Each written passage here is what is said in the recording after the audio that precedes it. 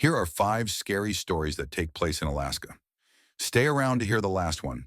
It's based directly on real Alaska folklore. 1. The White Silence. In winter, Alaska doesn't just get quiet, it gets listening. Noah learned that during his first solo supply run to an abandoned weather station north of Fairbanks, the radio cut out an hour before sunset and the road vanished beneath drifting snow. The engine still ran, but the world beyond the headlights felt wrong. Too open, too empty. When the truck finally died, the silence pressed in so hard his ears rang. That was when he heard footsteps, crunching, slow, careful. Noah stood outside the truck, flashlight shaking. The beam showed nothing but snow and spruce trees bent under ice. Yet the footsteps circled him, always just beyond the light. "Hello?" he called, instantly regretting it. The footsteps stopped. Then the silence deepened, so complete it felt like the world was holding its breath. His radio crackled. Noah! His own name. His own voice. The sound came from behind him. He spun around, flashlight cutting through the dark, and saw himself standing by the tree line. Same jacket, same face, same terrified eyes. The thing smiled. The real Noah ran. He didn't remember how he got back into the truck or how the engine started again. He drove until dawn, never checking the mirrors. Back home, people said he was lucky. Others who heard the white silence sometimes never came back. Noah still hears footsteps when the snow falls thick enough. 2. The Thing Beneath the Ice Lake. A nori froze early that year, sealing its dark water under 4 feet of ice. The villagers said not to skate there anymore, but Ellie and her friends didn't listen. The ice groaned beneath their skates, a deep, hollow sound that traveled far too well. Ellie was the first to notice the shadows. Something moved beneath the ice. Not a fish, not a crack. It followed her. She skated faster. So did it. A long shape pressed upward, distorting the ice from below, like fingers testing glass. "Do you see that?" she shouted. The ice knocked back. One sharp, deliberate tap, then another. The others fled, but Ellie slipped.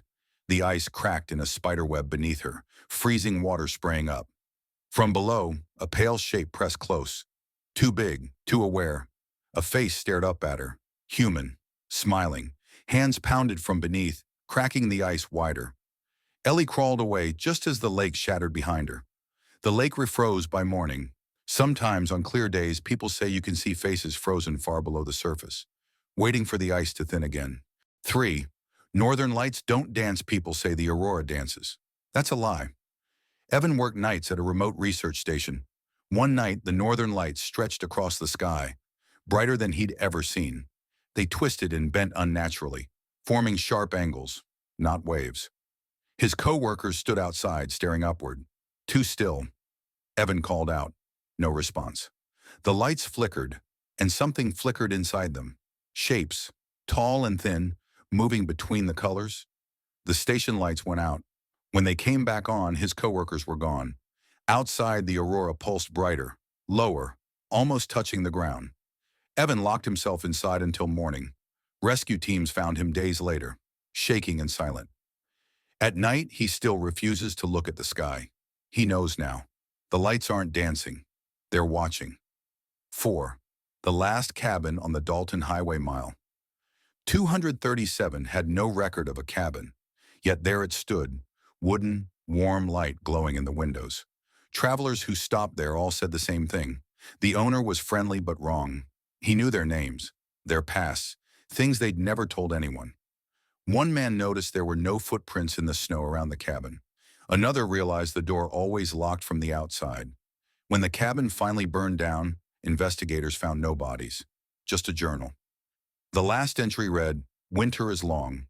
I need new stories, new faces." To this day, truckers swear they see a light at mile 237 on the coldest nights, and some of them stop. 5. The Kushtaka's Song, Alaska Folklore. The elders warned everyone, never follow voices near the water. Lena learned why while hiking near a river in southeast Alaska. The fog rolled in fast, swallowing the trail. Then she heard crying. A child's sobs echoed through the trees. "Help!" a small voice called. Lena followed the sound toward the riverbank, heart pounding. A boy stood there, soaked and shivering. "Are you lost?" she asked. The boy looked up. His eyes were wrong, too dark, too deep. Behind him, the water rippled. The elder's stories rushed back to her. The Kushtaka, shape-shifting otter men who lured people with voices, turning them into one of their own or dragging them beneath the water. The boy smiled, his mouth stretched too wide. Lena stepped back as the river erupted with movement, sleek, dark shapes rising, half human, half otter. They sang then, a beautiful, terrible song that made her want to step forward, into the water, into forever. Lena bit her tongue until she tasted blood, breaking the spell. She ran, never looking back. They say the Kushtaka still sing along Alaska's rivers, and sometimes they sound just like someone you love.